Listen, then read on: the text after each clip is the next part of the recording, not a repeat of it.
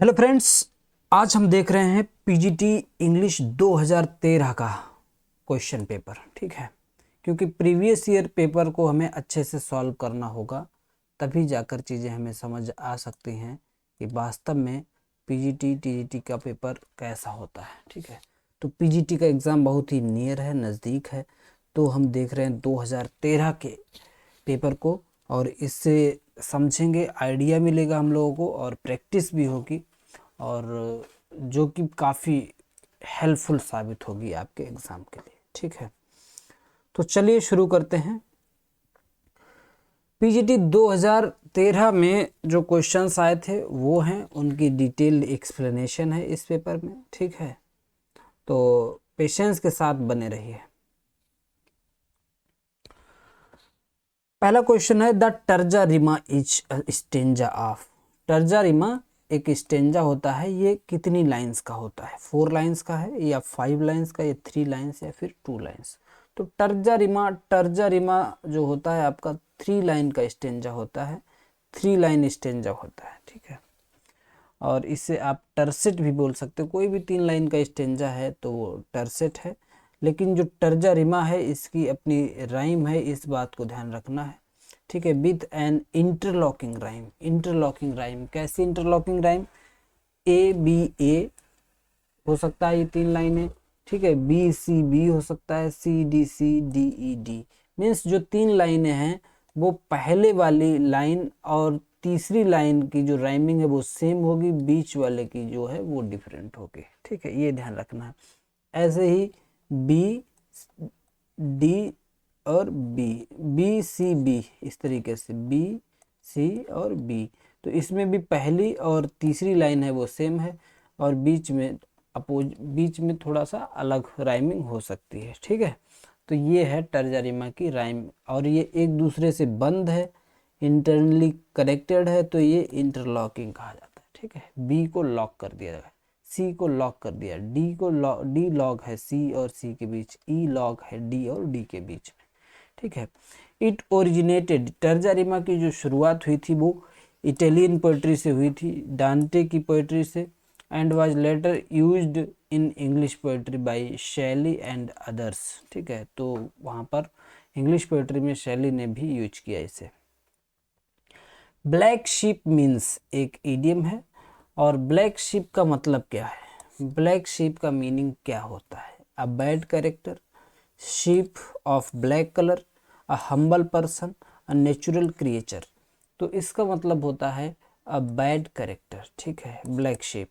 Black sheep is an idiom meaning a person who is disgraceful, disreputable और different in a negative way. ठीक है, तो disrespectful कह सकते हैं, बैड कैरेक्टर कह सकते हैं। ठीक है, कोई अलग टाइप का आदमी, इस तरीके से। नेक्स्ट है, what does to carry something out mean? To carry something out meaning इसका क्या हो जाएगा? To do something, to bear something, to continue doing something, to delay something. तो सही आंसर इसका है to do something. To carry something out मतलब to do something. Which of the following by Charles Lamb's very good friend? Charles Lamb जो बहुत ही शानदार essayist हैं। ठीक है, तो इनके फ्रेंड के बारे में आपको बताना है, कौन थे इनके अच्छे फ्रेंड? वर्ड्सवर्थ, कॉलरिज, शेले और कीट्स। तो चार्ल्स लैम्प की जो दोस्ती थी वो कॉलरिज से बहुत अच्छी थी। ठीक है, चार्ल्स लैम्प और कॉलरिज दोस्त थे। ठीक है, Charles Lamb and Samuel Taylor Coleridge were close friends and studied together at Christ College. Christ College से ही जो है ये मित्र हो गए थे। Their friendship is well documented in literary history, making college the correct answer. अच्छा, तो इस हिसाब से कॉलेज सही आंसर हो जाएगा। नेक्स्ट है, to epic is usually divided into. आपको पता है जो एपिक होता है, एपिक यूजुअली जो है वो 12 बुक्स में लिखा जाता है, तो एपिक कोई भी हो। इसी वजह से तो मिल्टन ने शुरुआत में जो 10 बुक्स का एपिक था इनका, पैराडाइज लॉस्ट, और उसे बाद में इन्होंने 12 बुक्स में किया था। ठीक है, नेक्स्ट क्वेश्चन है the occurrence of the same letter or sound at the beginning of adjacent word is. Same letter आता है शुरुआत में ही किसी लेटर की, है ना, कोई लेटर है या कोई साउंड है, सेम साउंड सेम लेटर होता है पास पास के शब्दों में। ठीक है, तो वहां पर कौन सा फिगर ऑफ स्पीच होता है, ये क्वेश्चन पूछा गया है फिगर ऑफ स्पीच से। अलिटरेशन, एसोनेंस, हाफ राइम, तो इसका सही आंसर है अलिटरेशन। ठीक है, अलिटरेशन। नेक्स्ट है T S. Eliot's the waste land was publish. T S. Eliot बहुत ही इंपॉर्टेंट पोएट हैं पीजीटी के लिए, और इनका वेस्टलैंड जो वर्क है ये भी बहुत इंपॉर्टेंट है। तो ये कब पब्लिश हुआ था, ये 1922 में पब्लिश हुआ था। वेस्टलैंड में कितने पार्ट हैं ये भी आपको बताना है, कमेंट बॉक्स में बताइए कि वेस्टलैंड में कितने पार्ट हैं। T S. Eliot's landmark modernist poem the waste land was first publish in 1922। ठीक है, ये ध्यान रखना है। नेक्स्ट है who describe the ideal commonwealth. Ideal commonwealth की परिभाषा किसने दी है, टेम्पेस्ट में। टेम्पेस्ट में एक कैरेक्टर है जो आइडियल कॉमनवेल्थ को परिभाषित कर रहा है, तो कौन है यहाँ पर, फर्डिनांड है या प्रोस्पेरो है या फिर मिरांडा है या गोंजालो है। तो सही आंसर है Gonzalo. In Shakespeare's Tempest Gonzalo delivers a speech. Gonzalo एक स्पीच देता है और उसमें वो डिस्क्राइब करता है कि आइडियल कॉमनवेल्थ कैसा होगा, बेस्ड ऑन इक्वलिटी जिसमें सभी बराबर हों, एंड नेचुरल एबंडेंस। ठीक है, his vision reflects utopian ideas, और उसके विजन में जो है ऐसा लग रहा एक यूटोपियन स्कीम है, ऐसा तरीका है जो संभव नहीं है ना, इस तरीके से यूटोपियन स्कीम का मतलब यही होता है। In which magazine did Lamb's essays first appear. Charles Lamb के एसे सबसे पहले कौन सी मैगजीन में आना शुरू हुए थे, तो सही आंसर है लंदन मैगजीन। ठीक है, बिगिनिंग इन 1820, उसके बाद में बुक की फॉर्म में आए थे। Shakespeare's Antony and Cleopatra, William Shakespeare की एक प्ले है जो जिसका नाम है एंटनी एंड क्लियोपेट्रा। एक रोमन प्ले है या कॉमेडी है या फार्स है या मेलोड्रामा है, तो ये एक रोमन प्ले है, रोमन प्ले इसका सही आंसर है।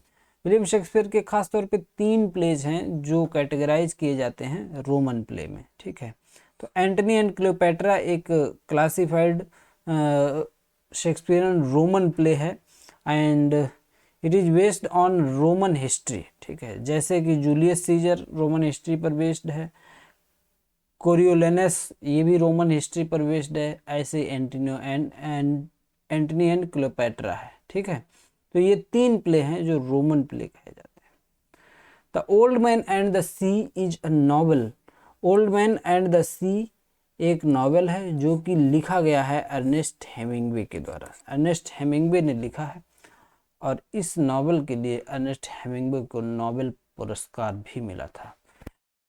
The old man and the sea 1952 में पब्लिश हुआ था। Is a short novel by Ernest Hemingway. It reflects his characteristic style of simplicity and theme of struggle, और इसमें स्ट्रगल का भी थीम दिखाया गया है, एंड्योरेंस का दिखाया गया है, एंड ह्यूमन डिग्निटी मानव सम्मान की भी बात हुई है, और इसके लिए इन्हें 1954 में नोबेल प्राइज भी मिला था। नेक्स्ट है fill in the blank with a suitable alternative. सही अल्टरनेटिव के साथ आपको ब्लैंक स्पेस फिल करना है। द डिनर स्मेल्स क्या हो जाएगा, वेल होगा या गुड होगा या फिर बेटर होगा या बेस्ट होगा, तो सही आंसर यहाँ पर है गुड। वैसे आपको लगेगा कि स्मेल्स के साथ में वर्ब के साथ में क्वालिफाई करने के लिए वेल आना चाहिए, लेकिन यहाँ पर जो स्मेल है ये एक लिंकिंग वर्ब है, जो डिनर है वही स्मेल कर रहा है गुड, तो ये जो विशेषता है वो है आपकी डिनर की। ठीक है, और डिनर एक नाउन है, डिनर नाउन है तो ये एक एडजेक्टिव लेगा। ठीक है, smells is a linking verb so it takes an adjective. Not an adverb. Good एक एडजेक्टिव है जो कि डिस्क्राइब कर रहा है डिनर को, ठीक है। अब आ गया है पैसेज। पैसेज आपको पढ़ना है और क्वेश्चन नंबर 13 से लेकर 17 तक 13 to 17 आपको आंसर करने हैं, ठीक है।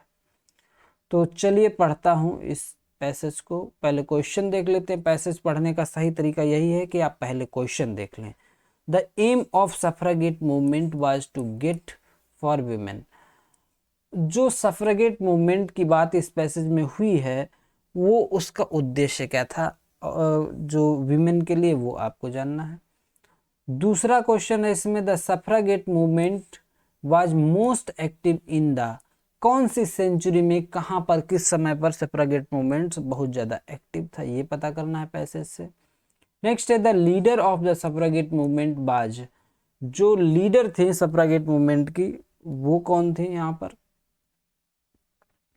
नेक्स्ट क्वेश्चन है this year was very bad for the suffragettes, और सफ्रागेट आंदोलनकारियों के लिए जो सबसे बुरा ईयर था वो कौन सा था, ये बताना है। और लास्ट क्वेश्चन है derby is the name of a, derby किसका नाम है, तो वो क्वेश्चन, इसका भी आंसर आपको देना है। चलिए क्वेश्चन नंबर 13 से देखते हैं। 13 से 17 तक हैं पैसेज वाले क्वेश्चन। तो पहले पैसेज पढ़ लेते हैं, बहुत बड़ा पैसेज नहीं है, ठीक है। The suffragette movement in the early 20th century in Britain aimed at securing voting rights for women, ठीक है। सफ्रागेट मूवमेंट का उद्देश्य क्या था कि जो विमेन है तो विमेन को वोटिंग राइट्स मिले। इससे पहले वोट देने का अधिकार नहीं होता था महिलाओं को, तो सफ्रागेट मूवमेंट ने जो था ये काम किया। The leader of the movement was Emmeline Pankhurst. ये भी क्वेश्चन शायद पूछा है ना अगले क्वेश्चंस में। इमेलिन जो पैंकहर्स्ट हैं, इमेलिन पैंकहर्स्ट जो हैं वो हैं लीडर इस मूवमेंट की। Whose aggressive leadership led the Daily Mail to give the title suffragette to distinguish this group from other moderate feminist। और भी फेमिनिस्ट आंदोलन रहे होंगे, अदर फेमिनिस्ट लोगों ने वो महिलाओं की लड़ाई लड़ी होगी, लेकिन ये सिर्फ और सिर्फ वोटिंग राइट्स को लेकर के थी। और इसे सफ्रागेट मूवमेंट नाम दिया गया किसके द्वारा, डेली मेल के द्वारा, डेली मेल के द्वारा। In order to draw attention of the media, और मीडिया का अटेंशन गेन करने के लिए, as well as the public, और पब्लिक का भी ध्यान अपनी तरफ आकर्षित करने के लिए, the suffragettes disrupted public meetings and threw stones at shop window. जो सफ्रागेट आंदोलनकारी थे इन्होंने पब्लिक मीटिंग्स जो थी उन्हें डिसरप्ट किया, बाधित किया। इसके अलावा इन्होंने पत्थर वगैरह दुकानों पर फेंके। The movement reached a crisis point in 1913, और ये जो मूवमेंट था, आंदोलन था, ये 1913 में, 1913 में बहुत ज़्यादा संकट में पड़ गया।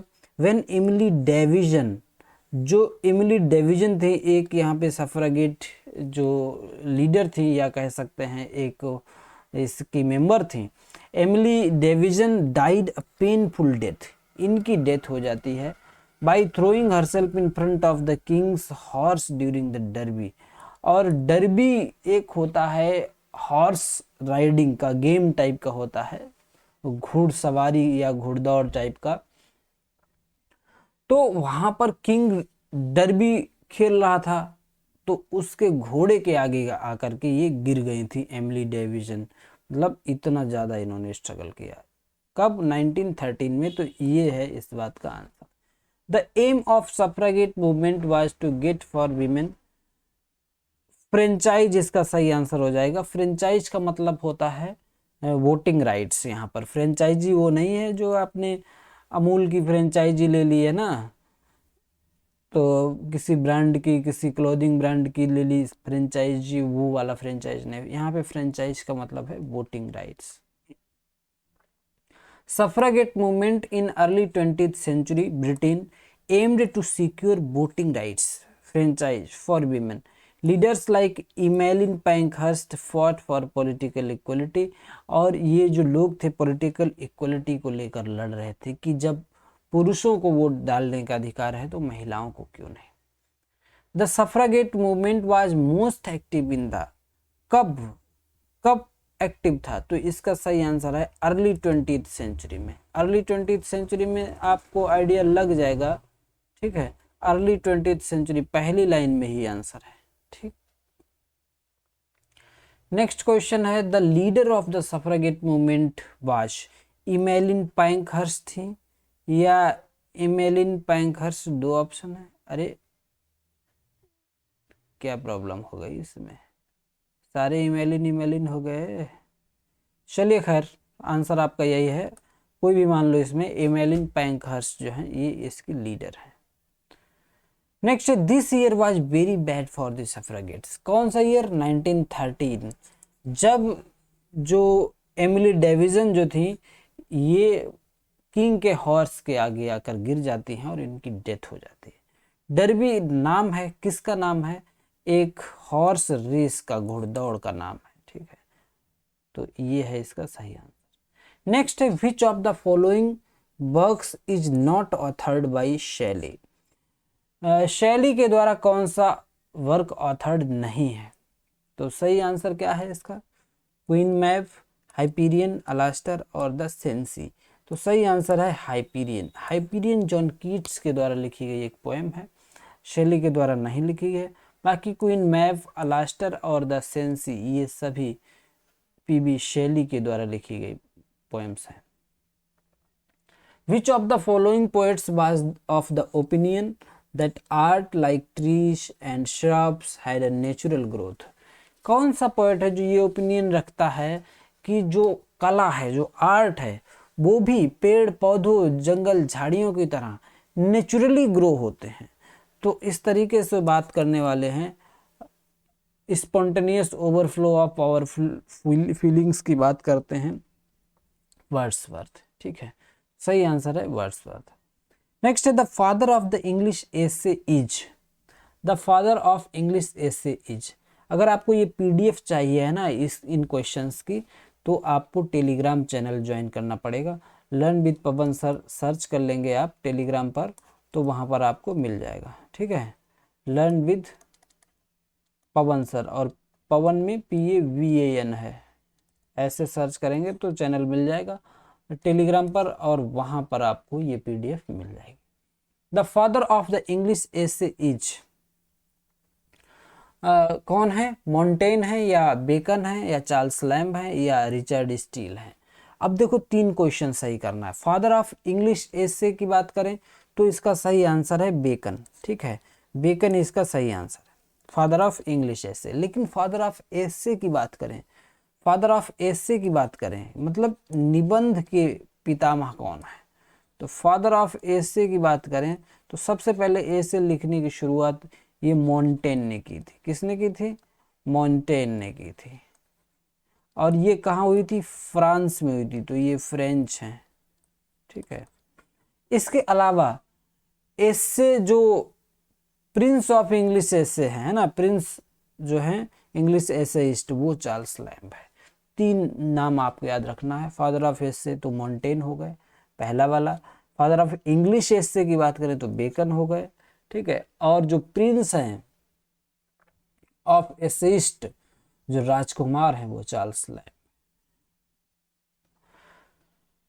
Next, Shelley's poem Adonais is. Shelley की जो पोएम है एडोनिस एक एलिजी है, नो डाउट।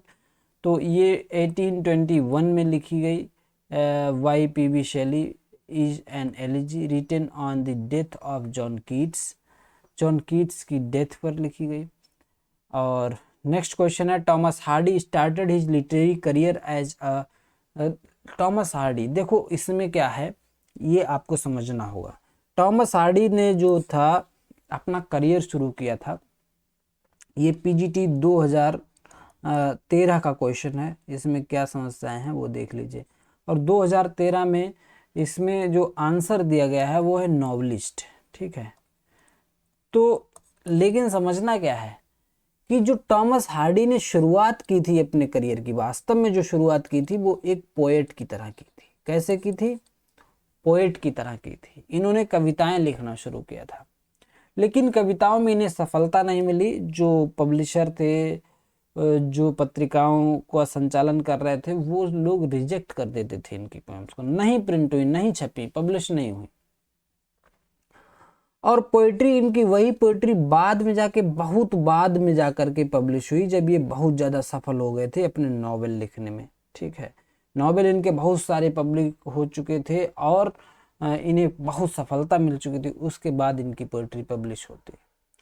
और दूसरी चीज़ है, लास्ट फेज में, जीवन के लास्ट फेज में भी हार्डी ने पोएम्स ही लिखी।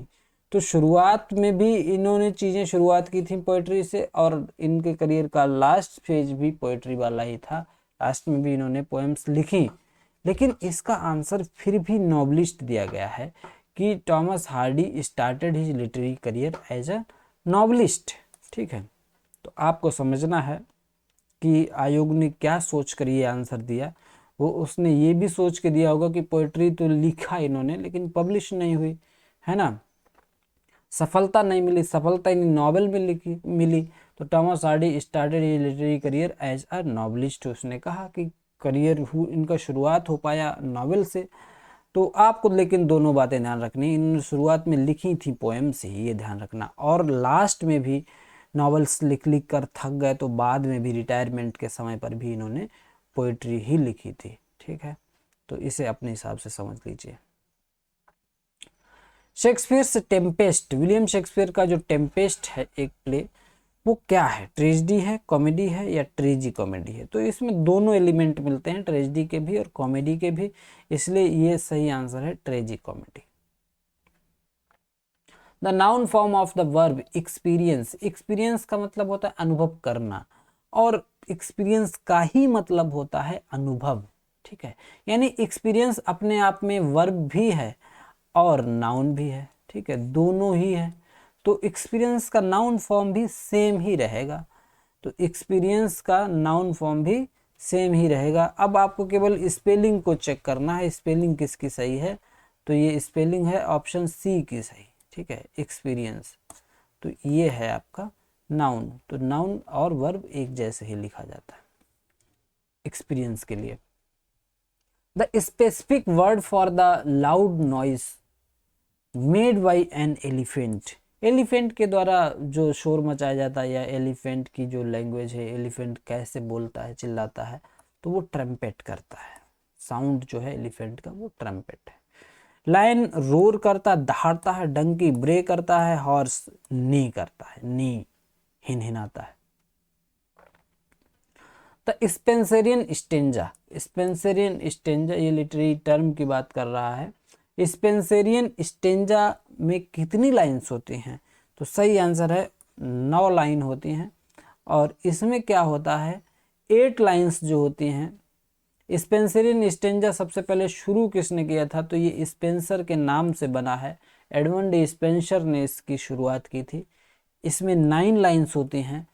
8 लाइन्स जो होती हैं वो एम्बिक पेंटामीटर में होती हैं, और जो आखिरी लाइन होती है, 9th लाइन जो होती है, वो एक अलेक्जेंड्राइन होती है। अलेक्जेंड्राइन एक ऐसी लाइन होती है जो एम्बिक हेक्सामीटर में लिखी जाती है, यानी इसमें 12 सिलेबल होते हैं। कितने सिलेबल होते हैं? 12। और जो बाकी इससे पहले वाली 8 लाइन्स हैं एम्बिक पेंटामीटर में होती, तो एम्बिक पेंटामीटर का मतलब इसमें 10 सिलेबल है। ठीक है, 9वीं लाइन में 12 सिलेबल होते हैं। Tennyson's friend Arthur Henry Hallam died at, Tennyson के जो दोस्त थे आर्थर हेनरी हेलम, उनकी डेथ कहाँ हुई थी? तो सही आंसर है वियना में हुई थी। आर्थर हेनरी हेलम एक क्लोज फ्रेंड थे अल्फ्रेड टेनिसन के, और इनकी डेथ हो गई थी वियना में 1833 में।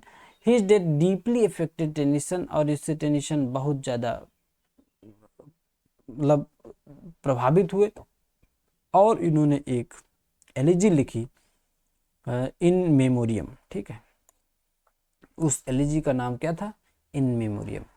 नेक्स्ट है द वर्ड कॉमरेडायर, कॉमरेड शब्द से बना है ये शब्द।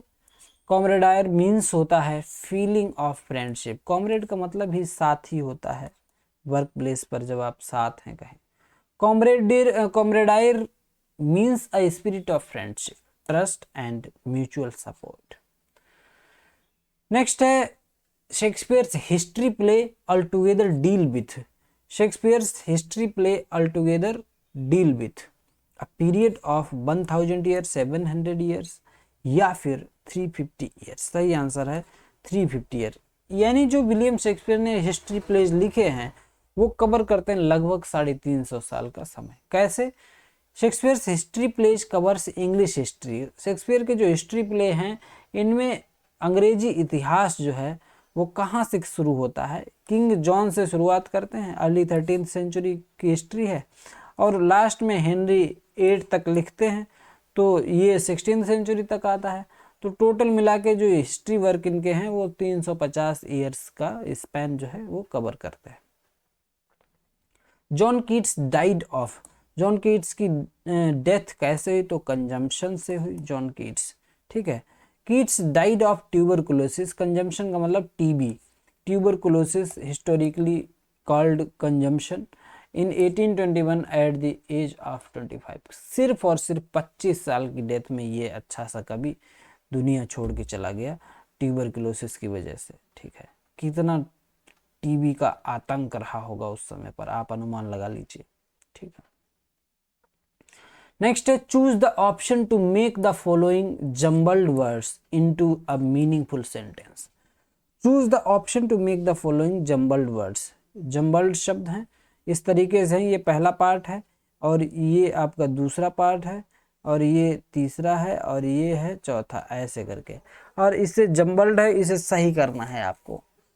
And she does my work, hers I do. अब देखो इसे सही करना है, इसमें शुरुआत कहाँ से होगी? आई से। I do my work, I do my work, मैं क्या करता हूँ? अपना काम करता हूँ। और क्या होता है? एंड से जोड़ दो दो सेंटेंस को, एंड शी डज, शी के साथ आएगा डज और ये आ जाएगा हर्स। हर्स का मतलब हर वर्क। ठीक है, I do my work and she does her work. तो कहाँ शुरुआत हुई थी? आई डू है 4, ठीक है, फिर 3, फिर 1 और 2, इस तरीके से हो जाएगा। क्रम से लगा दीजिए, बन जाएगा sentence. Mulkraj Anand father was a clerk. Mulkraj Anand के जो पिताजी हैं वो पोस्ट ऑफिस में क्लर्क थे या बैंक में? तो सही आंसर है आर्मी में, जो इंग्लिश आर्मी थी उसमें। Mulkraj Anand father served as a clerk in the British Indian army. ठीक है, जो ब्रिटिश आर्मी थी, और विच इन्फ्लुएंस आनंद, और इसी वजह से ये ज़्यादा करीब से समझ पाए जो कॉलोनियल, जो उन लोगों का माइंडसेट कैसा था और सोशल हायरार्की क्या है। ठीक है, नेक्स्ट है अ person who believes that the world can be made better by human effort. और जो है एक व्यक्ति ऐसा, ये वन वर्ड सब्स्टिट्यूशन का क्वेश्चन है। अ person who believes that the world can be made better, कोई व्यक्ति जो ऐसा सोचता है कि ह्यूमन एफर्ट से अगर व्यक्ति प्रयास करे तो ये दुनिया बहुत अच्छी हो सकती है। ये जो है आपका ऑप्टिमिस्टिक विचार से और अलग है थोड़ा। ठीक है, ऑप्टिमिस्ट का मतलब केवल सोचना नहीं है, यहाँ पर है मेलियोरिस्ट इसका सही आंसर। मेलियोरिस्ट का मतलब होता है कोई ऐसा व्यक्ति जो विश्वास करता है कि जो दुनिया है उसे इम्प्रूव किया जा सकता है अगर व्यक्ति प्रयास करे, तो एफर्ट करे और एक्शन ले। ठीक है, तो ये ऑप्टिमिज्म से थोड़ा अलग सोच है, इसलिए इसे मेलियोरिस्ट कहते हैं ऐसे व्यक्ति को। The line and miles to go before I sleep occurs in Robert Frost poem. जो लाइन है कि miles to go before I sleep, ये आपकी रॉबर्ट फ्रॉस्ट की पोएम है। Stopping by woods on a snowy evening, सही answer है option B, इसी में ये लाइन आती है। What change is required in the verb rotates.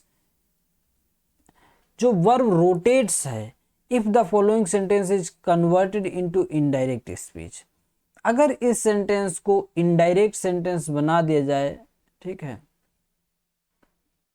अब ये डायरेक्ट सेंटेंस है, अगर हम इसे इनडायरेक्ट में कन्वर्ट करेंगे तो जो रोटेट्स वर्ब है इसमें क्या बदलाव होगा, आप देखिए। द टीचर सेड, टीचर ने कहा, the earth rotates on its own axis, जो पृथ्वी है वो अपनी ही धुरी पर घूमती है।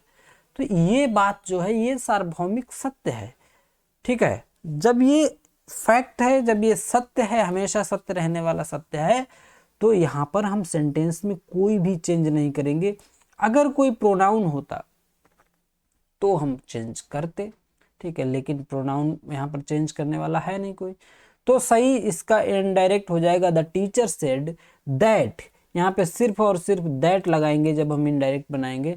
The earth rotates on its own axis, ठीक है, बस इतने हो गया। यानी रोटेट्स में कोई भी चेंज रिक्वायर्ड नहीं है। ऑप्शन डी सही आंसर है। The correctly punctuated version is he asked me whether I had written my exercise, ठीक है। अब आप देखिए सबसे बड़ी समस्या क्या है इस सेंटेंस में।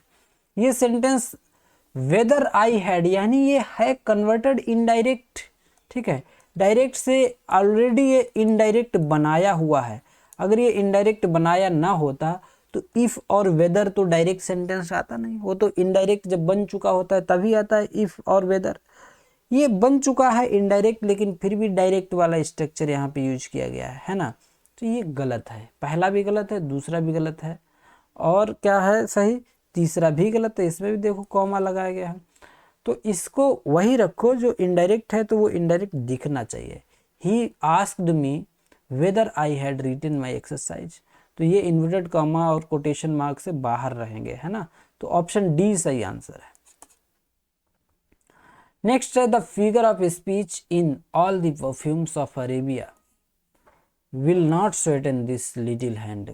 पूरे अरब सागर का जो जो वहाँ का वाटर है वो परफ्यूम बन जाए, फिर भी इन हाथों की जो स्मेल है वो नहीं जा सकती उससे, ठीक है। तो ये क्या है, एक सिमिली है, मेटाफर है, पर्सनिफिकेशन या हाइपरबोल। ये अतिशयोक्ति है, ये हाइपरबोल है, ये कुछ ज़्यादा ही हो गया। ऐसे कैसे कह देते हैं विलियम शेक्सपियर। नेक्स्ट है the novel of Thomas Hardy are set in. जो टॉमस हार्डी के नॉवेल होते हैं वो वेसेक्स में सेट होते हैं, वेसेक्स में। Thomas Hardy's novel are set in the semi fictional region, semi fictional region है called Wessex, representing rural south west England. Major novels, major के इनके अधिकतर और सभी नॉवेल यहीं पर सेट है। Keep the right suffix for the word king to make it an abstract noun.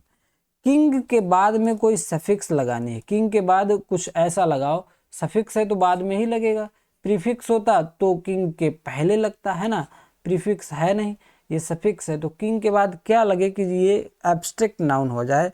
तो किंग के बाद डम लगेगा, ली एल वाई लगेगा या क्या लगेगा, तो सही आंसर इसका हो जाएगा किंगडम, ठीक है। और फिर ये एक एब्स्ट्रैक्ट नाउन बन जाएगा, ठीक है, किंगडम, राज्य, जो कि एक एब्स्ट्रैक्ट नाउन होता है।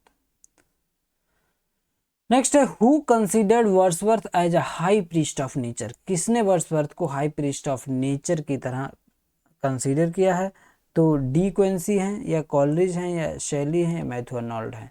तो हाई प्रीस्ट ऑफ नेचर इन्हें कहा है मैथ्यू अर्नोल्ड ने। Robert Frost favourite figure of speech, Robert Frost का फेवरेट फिगर ऑफ स्पीच है सेनेकडॉक, ठीक है, सेनेकडॉकी। तो ऑप्शन डी सही आंसर है। और इसमें क्या होता है, where a part represents the whole और वाइस वर्सा, ठीक है। नेक्स्ट है in the novel untouchable. Untouchable novel जो कि मुल्कराज आनंद के द्वारा लिखा गया है, इसमें बाखा एक कैरेक्टर है और उसकी सिस्टर का नाम क्या है, मोहिनी, सोहिनी और सजनी या गुलाबो। तो सही आंसर है इसका सोहिनी, ठीक है। सही आंसर क्या है, सोहिनी। सोहिनी है बाखा की सिस्टर, ठीक है। नेक्स्ट है Wordsworth and Coleridge published lyrical ballads. Wordsworth और कॉलरिज ने लिरिकल बैलेड कब पब्लिश किए, तो सही आंसर है 1798, ठीक है, 1798। यहीं से रोमांटिक मूवमेंट की शुरुआत हुई मानी जाती है। रोमांटिक एज की प्रॉपर शुरुआत इसी साल से मानते हैं। The masculine form of duck, duck की मैस्कुलाइन जो फॉर्म है वो क्या हो जाएगी, डक की ड्रेक हो जाएगी, डक के लिए ड्रेक। और जो गैंडर है इसका मेल हो जाएगा गूस, ड्रोन है इसका मेल बी। ठीक है। Which of the following will be the correct indirect speech? He said, I shall leave this paper here. He said that. He और shall का हो जाना चाहिए should। ठीक है। और आयोग ने भी इसी क्वेश्चन को माना भी था, he should। लेकिन नियम ये होता है, जैसे I होता, I के साथ should लग जाता। जब I को हम कन्वर्ट कर देंगे should में, ही I को प्रोनाउन के नियम के हिसाब से I जब कन्वर्ट हो जाएगा ही में, तो ही के साथ शुड लगाना ठीक नहीं है। ठीक है। तो इसलिए ही के साथ आता है बिल, और उसके अकॉर्डिंग यहाँ होना चाहिए वुड। लेकिन पता नहीं क्यों इसे इसका आंसर शुड माना गया था, लेकिन सही आंसर वास्तव में ही वुड वाला ही होना चाहिए। He said that he would leave those papers there. ठीक है। दीज की जगह दोज हो जाएगा और हेयर की जगह दियर हो जाएगा। ठीक है। हेयर और देयर। ही शेड के बाद में दैट हो जाएगा, ये हो जाएगा चेंज, और आई की जगह हो जाएगा ही, और शेल की जगह हो जाएगा वुड। देखो कौन सा ऑप्शन सही है। ही सेड दैट ही शुड है, ही शुड है। ही said that he would leave these papers, ये गलत है। और ही said that he would leave those papers, और ये भी हेयर की जगह देयर होना चाहिए। ठीक है, तब सही होगा। ऑप्शन डी सही आपका सही आंसर है। नेक्स्ट है Charles Dickens is a novelist of. Charles Dickens जो हैं वो एक नॉवलिस्ट हैं। कब के नॉवलिस्ट हैं, किस एज के नॉवलिस्ट हैं? तो ये एलिजाबेथन एज के नॉवलिस्ट हैं, या जैकोबियन एज के नॉवलिस्ट हैं, या अगस्टन या विक्टोरियन। क्या है सही आंसर? तो सही आंसर है विक्टोरियन एज के। एलिजाबेथन एज में तो ड्रामा जो था अपने बहुत ही चरम उत्कर्ष पे था, प्लेज लिखे जाते थे। ठीक है। तो चार्ल्स डिकेंस आपके विक्टोरियन एज के राइटर हैं। और नेक्स्ट क्वेश्चन देख लीजिए इसका। Who called Shakespeare N upstart crow? बहुत ज्यादा इंपॉर्टेंट क्वेश्चन। अपस्टार्ट क्रो कहा था रॉबर्ट ग्रीन ने। रॉबर्ट ग्रीन एक यूनिवर्सिटी विट हैं, और इन्होंने एक पैम्फलेट लिखा था, उसमें ये बात कही थी। The phrase upstart crow was used by Robert Greene. और ग्रीन ने जो वर्क लिखा था, एक पैम्फलेट लिखा था, ग्रोट्स वर्थ ऑफ विट, 1592 में लिखा था। इन्होंने क्रिटिसाइज किया था विलियम शेक्सपियर को। ठीक है। Which of the following sentence is correct? और देखिए इसका एक फायदा था, एक प्लस पॉइंट था, इन्होंने बहुत ही हार्ड वर्ड्स में जो है विलियम शेक्सपियर के लिए इसमें लिखा है। ठीक है। तो लेकिन हुआ क्या, 1592 में जब ये पैम्फलेट आया, उससे पहले पॉपुलैरिटी नहीं थी इनकी, विलियम शेक्सपियर की बहुत ज़्यादा। जब ये पैम्फलेट आया रॉबर्ट ग्रीन के द्वारा लिखा हुआ, तो विलियम शेक्सपियर का दूसरा फायदा ये हो गया कि लोग जान गए वास्तव में ये है कौन William Shakespeare. Robert Greene, university wits ने जिसके बारे में ऐसा लिख दिया है। फिर जो है ये तो और ज़्यादा चार चांद लग जाने वाली बात हो गई थी ना। तो रॉबर्ट ग्रीन ने इनकी बुराई की, लेकिन वो उनके लिए थोड़ा फायदे का काम भी हो गया। Which of the following sentences is correct? Tell me where do you live. Tell me, मुझे बताओ कहाँ आप रहते हो। तो ये क्या क्वेश्चन है? Tell me where you live, तो इसमें क्या है बताइए, क्वेश्चन है क्या? तो ये डायरेक्ट क्वेश्चन तो नहीं है। डायरेक्ट क्वेश्चन नहीं है तो ये क्वेश्चन मार्क नहीं है। इसमें मेन बात ये है मुझे बताओ। ठीक है। टेल मी, ये मेन बात है। वेयर यू लिव, क्या होगा सही आंसर? Tell me where you live. तो इसमें जो है इसमें भी क्वेश्चन मार्क लगा हुआ है, ये भी नहीं हो सकता। अब इसमें देखो, tell me where you live, मुझे बताइए आप कहाँ रहते हैं। तो ये क्वेश्चन तो है, लेकिन ये डायरेक्ट क्वेश्चन नहीं है, इनडायरेक्ट क्वेश्चन है। और इनडायरेक्ट क्वेश्चन में वेयर डू यू लिव, यानी सब्जेक्ट के पहले डू और WH के बाद में डू, इस तरीके से ये स्ट्रक्चर नहीं लिखा है। वेयर यू लिव, आप कहाँ रहते हैं, इस तरीके। मैं क्या जानना चाहता हूँ, टेल मी, मुझे बताइए वेयर यू लिव। तो ये डायरेक्ट क्वेश्चन नहीं है, ये इनडायरेक्ट क्वेश्चन है, ठीक है, और इसमें कोई क्वेश्चन मार्क रिक्वायर्ड नहीं है। सही आंसर है आपका option D. The central theme of Nissim Ezekiel's work is, Nissim Ezekiel के जो वर्क हैं उनका सेंट्रल थीम होता है सोशल रिफॉर्म, पैट्रियटिज्म, नॉस्टैल्जिया और एलियनेशन। एलियनेशन इसका सही आंसर है। निसीम एजिकल की poetry often explores alienation, identity crisis and urban isolation.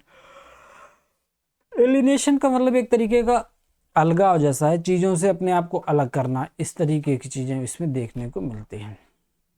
Next है the year was the culminating point in the Keats career. Keats के करियर का सबसे हाईएस्ट पीक पर जो ईयर था वो कौन सा था, तो 1819 इसका सही आंसर है, ठीक है। 1819 यहाँ पे लिख देना होगा। जो 1819 क्यों था, क्योंकि कीट्स की डेथ ही 25 साल में हो गई थी, ठीक है। 25 की एज में कीट्स की डेथ हो जाती है, और 1819 में जो है कीट्स ने जो ओड्स लिखी हैं उन्हीं ओड्स की वजह से कीट्स को जाना जाता है। वो सबसे ज्यादा प्रोग्रेसिव प्रोडक्टिव ईयर था। The year 1619 is considered the peak of John Keats poetic career. John Keats के पोएटिक करियर का पीक पर सबसे ज़्यादा ईयर जो माना जाता है वो है 1819। इसी समय पर इन्होंने ग्रेटेस्ट ओड अपनी लिखी हैं, जैसे ode to nightingale, ode on Grecian urn, to autumn, ये सारे वर्क इन्होंने यहीं पे लिखे हैं। The noun form of the adjective rare is, rare जो एडजेक्टिव है इसका जो नाउन हो जाएगा वो क्या होगा, रेयरिटी हो जाएगा, रेयरिटी, रेयरिटी, ठीक है। तो रेयरिटी इसका नाउन है। नेक्स्ट है choose the correctly punctuated version. सही पंक्चुएशन किसमें देखने को मिलता है, ही विल सक्सीड, यू नेवर, नहीं यहाँ पे यू के बाद नहीं, यहाँ पे ऐसा कुछ कहीं पे होना चाहिए, ही will succeed you never, he will succeed you never, he will succeed you never. तो वो सक्सीड हो जाएगा, वो सफल हो जाएगा, और आपकी बात करें तो आप कभी नहीं, ठीक है। इस तरीके से ही विल सक्सीड, यहाँ पे सेमी कॉलन का यूज होगा, ऑप्शन डी सही आंसर हो जाएगा। सेमी कॉलन का यूज हम कहाँ पे करते हैं, connect two closely related independent clause. He will succeed, you will not succeed, ये कहना चाह रहे, तो दोनों पैरेलल सेंटेंस हो गए हैं, बराबर महत्व के जब सेंटेंस होते हैं तो हम वहां पे सेमी कॉलन का यूज करते हैं, ठीक है। किसने कहा था शैली के बारे में, he was alone the perfect singing god. Perfect singing god, singing और स्विन ऐसे जोड़ लीजिए आप, इसे स्विनवाल ने कहा था शैली के बारे में कि वो एक परफेक्ट सिंगिंग गॉड है, ठीक है। म्यूजिकल क्वालिटी बहुत है शैली की पोएम्स में, इसलिए। नेक्स्ट है Faulkner's works deal with the history and legend of the, किसके बारे में, अमेरिका नॉर्थ, अमेरिका साउथ, तो अमेरिकन साउथ क्षेत्र के बारे में यहाँ पर इन्होंने लिखा है। William Faulkner, William Faulkner's novel are set in the fictional Yoknapatawpha, ठीक है, Yoknapatawpha county and explore the history, culture and social issue of the American south, ठीक है। ये ध्यान रखना, विलियम जो आपके हैं फॉकनर, फॉकनर के नॉवेल हैं, एक फिक्शनल ये एरिया है, योकनोपटाउफा काउंटी है और ये फिक्शनल है, तो यहीं पर सेट है। कमला दास डाइड इन द ईयर, कमला दास की डेथ कब होती है, किस साल में होती है, तो 2009 में कमला दास की डेथ हो जाती है। एक प्रोमिनेंट इंडियन पोएट हैं, राइटर हैं, और इनके जो कुछ वर्क्स हैं जैसे समर इन कलकत्ता है, डिसेंडेंट्स है, और इनकी एक पोएम है इंट्रोडक्शन, बहुत ही शानदार वर्क। नेक्स्ट है Faulkner was awarded Nobel prize. Faulkner को नोबेल प्राइज दिया गया था विलियम फॉकनर को नोबेल प्राइज कब मिला था? तो 1949 में दिया गया था। Faulkner received the Nobel prize in literature 1949 में। The birth place of the sonnet, sonnet का जन्म कहाँ हुआ? तो सोनेट की बर्थ प्लेस जो है वो इटली ही मानी जाएगी। इटली के लोगों ने लिखना शुरू किया, ठीक है, जैसे पेट्रार्क हो गए, और उसके बाद में ये इंग्लिश में आए। नाइट ऑफ द स्कॉर्पियन एक पोएम है जो कि लिखी गई है निसीम एजिकल के द्वारा। आपने पढ़ी होगी night of the scorpion. Spot the correct passive, correct passive आपको फाइंड आउट करना है। They asked me my name, तो they asked me my name क्या पूछा? उससे पहले सेंटेंस जो प्रॉपर सेंटेंस है वो इतना ही है, दे आस्क्ड मी, तो इसका हो जाएगा आई वाज आस्क्ड। देखिए ये कहीं मिल रहा है क्या? आई वाज आस्क्ड और फिर क्या वो हो जाएगा माई नेम, क्या पूछा गया? माई नेम, ठीक है। तो माई नेम वाज आस्क्ड मी ये भी हो जाता, माई नेम से भी बना सकते हैं लेकिन उसका स्ट्रक्चर मिलना चाहिए, नहीं मिला, आस्क्ड मी, ठीक है। I was asked my name, तो सही आंसर है वो है आपका option B, I was asked my name. जैसे my name was asked from me कर दिया है तो ये भी गलत हो। नेक्स्ट है which of the following is not Hemingway's work, इसमें से कौन सा वर्क है जो हेमिंगवे के द्वारा, अर्नेस्ट हेमिंगवे के द्वारा नहीं लिखा गया? The sun also rises, Moby Dick, for whom the bell tolls, a farewell to arms. तो मॉबी डिक जो है ये नहीं लिखा गया है। मॉबी डिक एक नॉवेल है जो कि हरमन मेलविल के द्वारा लिखा गया है। और अगला क्वेश्चन है which of the following Indian English poets was professor of English at Bombay university, कौन से इसमें से जो पोएट हैं वो बॉम्बे यूनिवर्सिटी में प्रोफेसर थे? तो निसीम एजिकल जो थे ये बॉम्बे यूनिवर्सिटी में प्रोफेसर थे। Nissim Ezekiel taught English at Bombay university and played a key role in shaping modern Indian English poetry. Next है the principal object of satire, जो मुख्य ऑब्जेक्ट है सटायर का, सटायर की जो जान है कह सकते हैं वो क्या है? टू मॉर्न, तो सटायर में विलाप करते हैं। अम्यूज, आनंद के लिए सटायर करते हैं। प्रशंसा के लिए सटायर करते हैं? नहीं। सटायर यानी व्यंग का उद्देश्य होता है टू रिडिक्यूल फॉली और वाइस, किसी व्यक्ति के अंदर कोई अवगुण है उसे रिडिक्यूल करने के लिए, उनकी आलोचना करने के लिए, उसकी कमियां दिखाने के लिए उसकी नकल की जाती है, तो वो होती है सटायर, ठीक है। उस पर व्यंग किया जाता है, उस पर बात की जाती है, तो वो होती है सटायर, ठीक है। और इसका उद्देश्य होता है उसे इम्प्रूव करने का, लेकिन लोग बुरा मान जाते हैं। कई बार पढ़े लिखे राइटर्स ने बुरा माना सटायर का, ठीक है, फिर बदले में सटायर लिखी उन्होंने, ऐसा भी हुआ। नेक्स्ट है the Tennyson was appointed poet laureate, Tennyson को पोएट लॉरेट बनाया गया था, आपको पता है, विलियम वर्ड्सवर्थ की डेथ के बाद। इनसे पहले विलियम वर्ड्सवर्थ पोएट लॉरेट थे 1850 तक, और 1850 में विलियम वर्ड्सवर्थ की डेथ हुई तो इन्हें बनाया गया, किसे? अल्फ्रेड लॉर्ड टेनिसन को। To deal in something means इसका क्या होता है? टू डील इन समथिंग का मतलब कुछ व्यापार करना। To trade in something, deal in का मतलब ट्रेड इन, ठीक है। नेक्स्ट है the protagonist of Mulk Raj Anand Coolie is, तो इसका सही आंसर है मुन्नू। मुन्नू जो है वो है कुली, जो इनका एक वर्क है मुल्कराज आनंद का, तो मुन्नू जो है उसका मुख्य कैरेक्टर है, एक पुअर बॉय है whose life reflects exploitation and suffering, इसमें उसका एक्सप्लोइटेशन और बहुत ज़्यादा सफरिंग दिखाई जाती है। इस तरीके से हम लोगों ने आधा पेपर कंप्लीट कर लिया है, क्लास बहुत लंबी हो जाएगी। 65 क्वेश्चंस इसमें हो चुके हैं, नेक्स्ट 60 क्वेश्चन आपको अगली क्लास में देखने को मिल जाएंगे, ठीक है। बहुत ही इम्पॉर्टेंट रोल होता है PYQs का, और ये हम लोग पेपर वाइज शुरू किए हैं, तो इसे बहुत अच्छे से देखें, वॉच करें, और क्लास अच्छी लगे तो लाइक ज़रूर करें। जो भी लोग नए हैं चैनल को सब्सक्राइब जरूर कर लें। और हाँ, अगर इसकी PDF आपको चाहिए तो आप जो है learn with Pawan sir search कर लेंगे, ठीक है, पूरा सर्च करना होगा आपको। लर्न विद लिखेंगे ये टेलीग्राम पर, पवन सर लिखेंगे तो वहाँ पर आपको मिल जाएगा हमारा ये टेलीग्राम चैनल, और वहाँ पर हम ये PDF आपको उपलब्ध करा देंगे। जब पूरा पेपर डिस्कस हो जाएगा तब। ठीक है, मिलते हैं नेक्स्ट पार्ट में। Thank you.